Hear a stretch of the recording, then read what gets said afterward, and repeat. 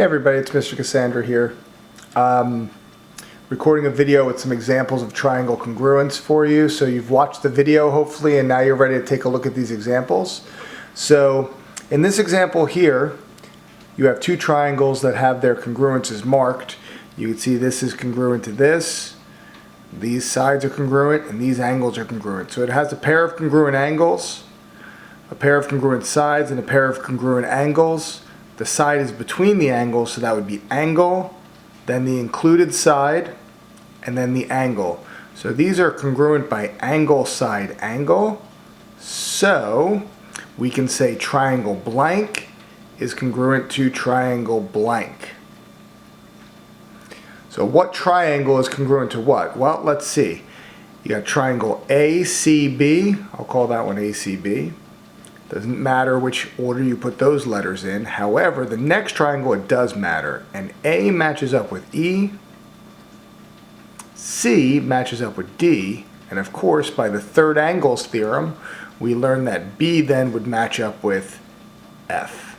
So these two triangles are congruent by angle, side, angle, and there's your congruence statement. You need to have the right congruence theorem and the right congruence statement. Let's take a look at the next example. Well, we've got two triangles there, okay? It's a rectangle, it looks like. Well, it could be a rectangle. It's got right angles. I don't know if it's a rectangle.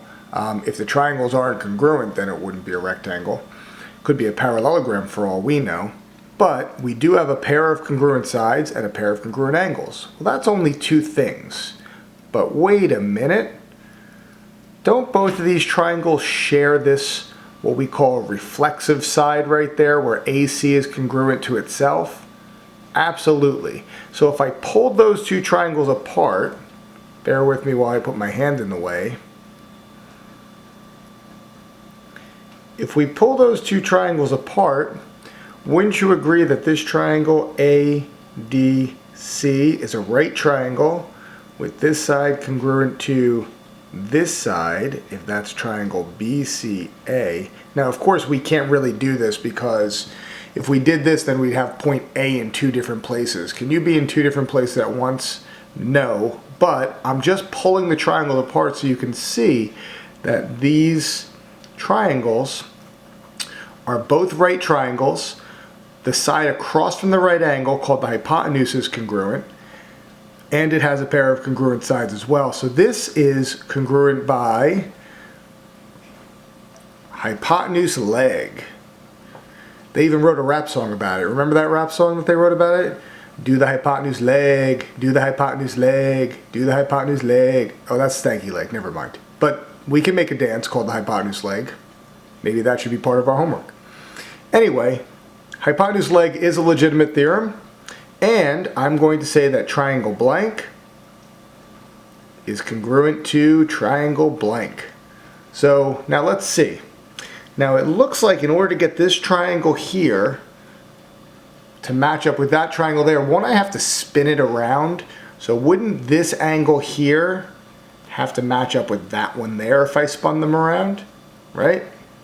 So therefore, I would say triangle ADC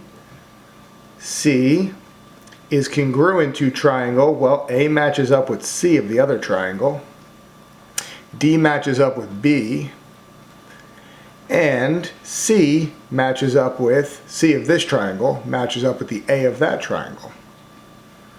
So there you go. Now let's move on to number 3 over here. I guess I should have marked some stuff congruent. I could always do that now. Let's go with that. Alright, so let's say this is the problem that you were given, and you've got a pair of congruent sides and a pair of congruent sides. Well, once again, two things is not enough. We need three things. We need either side, side, side, side, angle, angle, or angle, angle, side, or knowing it's a right triangle and the hypotenuse leg. So we've got two things here, but everybody remembers our famous vertical angles theorem, so we know those are congruent. So that means that by, well, I got a pair of congruent sides, a pair of congruent sides, and the angle between them. So that would be, according to the video we watched, side, angle, side. So triangle blank is congruent to triangle blank. Well, let's see. How would I get this triangle on top of that triangle? I think I would have to spin it around, yes? So doesn't A match up with E if you spin it around?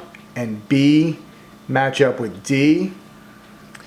And then C would obviously match up with itself. So I can do triangle ABC is congruent to triangle, like I said, EDC. And the order does matter. Okay. I come over here to number 4. I got right triangles. So it must be, boom, boom, boom, hypotenuse leg. Not always. Because they don't tell me the hypotenuses are congruent. Plus I've only got one right angle here. Well, that doesn't matter, because if there's a right angle on this side of the line, the other one has to be a right angle also, right? And then, just like in that one up there with the reflexive side, these two triangles also share a side. So these two triangles are congruent not by hypotenuse leg, but they've got a pair of congruent sides, a pair of congruent angles, and another pair of congruent sides. And the angle is between the sides. So this would be by side angle side, triangle blank is congruent to triangle blank.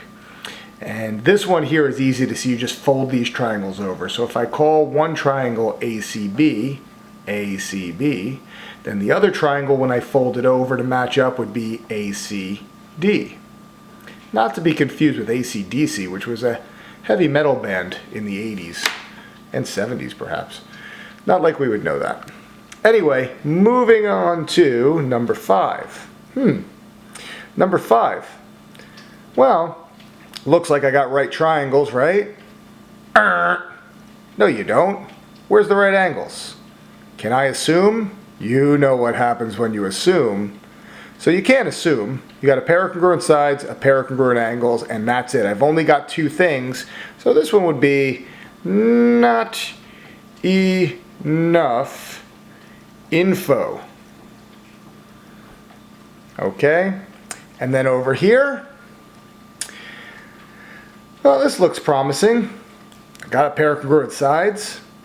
I got parallel lines. Well, parallel lines, if I were to extend this line out, extend that one out, extend that one out, extend the transversal here, well, lo and behold, I have alternate interior angles. Remember those guys? Alternate interior angles. And I got the reflexive side here. Looks promising, yes? But parallel lines don't mean congruent. That just means that they're coplanar lines that aren't going to touch. So this does not give me a congruence. And that angle is not between the 2 congruent sides.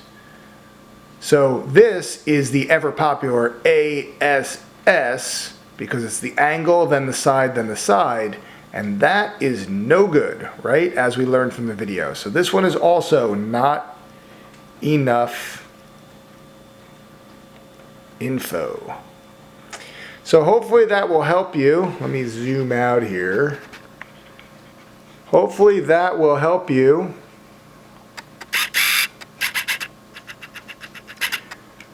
do numbers 1 through 27 on that worksheet. If you have any questions, you can just upload a pic of the one that you have a question on. I will post the answers after the quote-unquote school day is over. Once everybody has their assignments in, I'll probably wait until the next day to post the answers. But anyway, those examples should help you out, and there is a ton of YouTube videos. You just have to type in triangle congruence theorems, and you can watch some examples there as well. But this pretty much covers it. I hope you're all well, and I hope you're finding this okay. If you're not finding it okay, please feel free to email me. I've answered a slew of questions, and I would be happy to answer more. And just stay safe and healthy, everybody. I hope to see you soon. Bye.